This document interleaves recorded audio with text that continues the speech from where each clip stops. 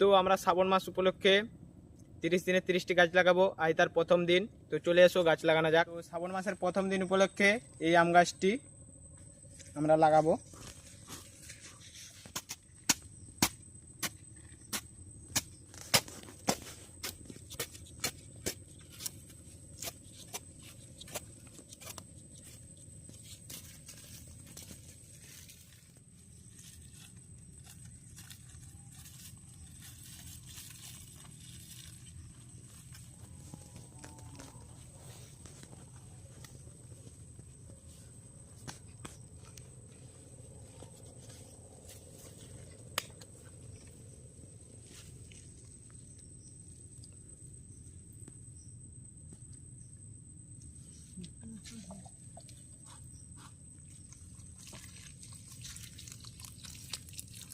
আজকে আমাদের প্রথম দিনে আমাদের আম গাছটি লাগানো কমপ্লিট।